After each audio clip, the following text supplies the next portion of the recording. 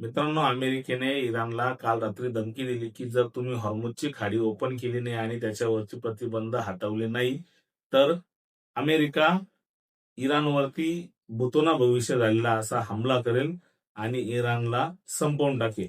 त्याच्यानंतर दुसऱ्या दिवशी सकाळी म्हणजे आज अचानकपणे एक न्यूज येते, की इराण, इस्रायल आणि अमेरिकेचं युद्ध हे 9 दिवसांसाठी थांबवण्यात आलं.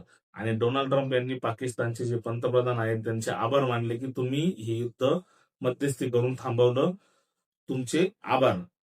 आणि त्याच्यानंतर अचानकपणे भारताच्या पंतप्रधानांची अचानकपणे बदनामी चालू झाली.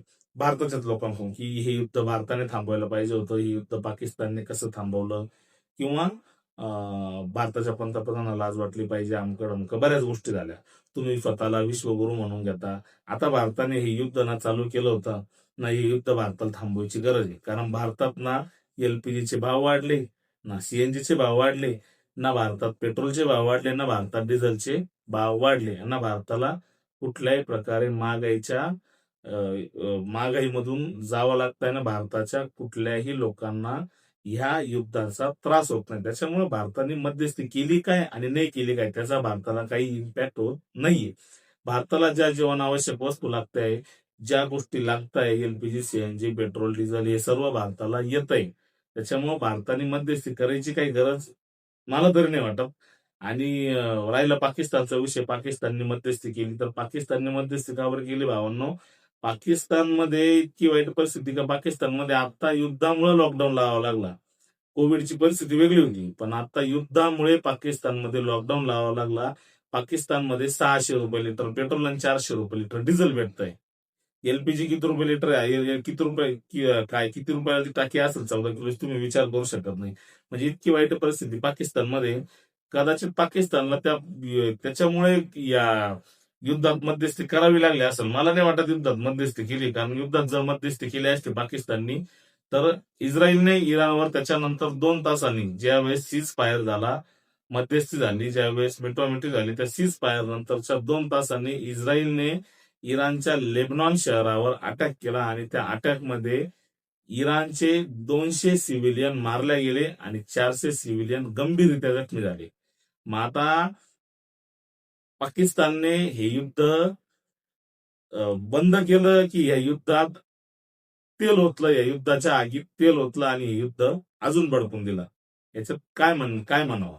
पण आपल्या लोकांना शेवटी शेजारचाच बाप गोड लागतो. शेजारच्यालाच बाप म्हणायची सवय आणि शेजारचाच गोड लागतो. त्याच्यामुळे आपले लोक आपल्या देशाच्या पंतप्रधानांची बदनामी करताय काहीही कारण नसताना. आपल्या देशात सगळ्या गोष्टी सुख सुविधा, सगळ्या गोष्टी सुरळीत चालू आहे. आपल्याला काय नाही, युद्ध झालं काय, नाही झालं काय, आपल्याला त्याचा काय फरक पडतोय?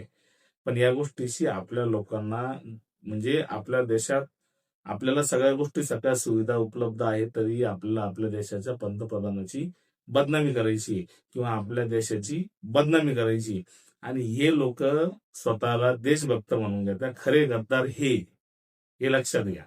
इराणसाठी 600 करोड रुपये भारतातून गेले एका विशिष्ट समुदायाच्या लोकांकडून.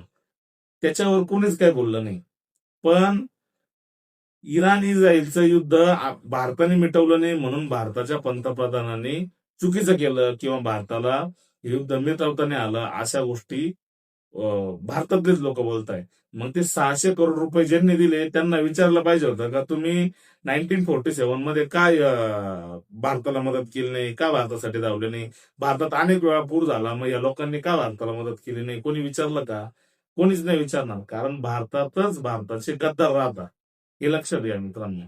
आणि भारत या गद्दारांमुळे कधीच पुढे जाऊ शकत नाही. भारताने आता जागतिक लेवलला चांगल्या प्रकारची प्रगती केलेली आहे.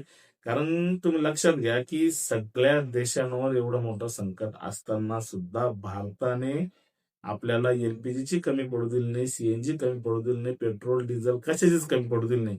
ना पेट्रोल डिझेलचे भाव वाढवले. अमेरिकेत सुद्धा या युद्धामुळे पेट्रोलचे भाव वाढले, पण आपल्याकडे पेट्रोल डिझेलचे भाव वाढले नाही. वरून आपण बांगलादेशला पण तेल विकलं, आपण श्रीलंकेला पण तेल दिलं. म्हणजे भारताने किती प्रगती केली आहे हे लक्षात घेण्यासारखी गोष्ट आहे. पण याच्यावर कोणी बोलायला तयार नाही.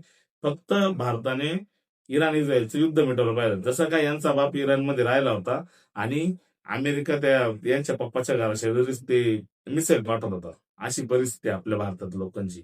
त्याच्यामुळं पहिले तुम्ही देशाचे व्हा आणि त्याच्यानंतर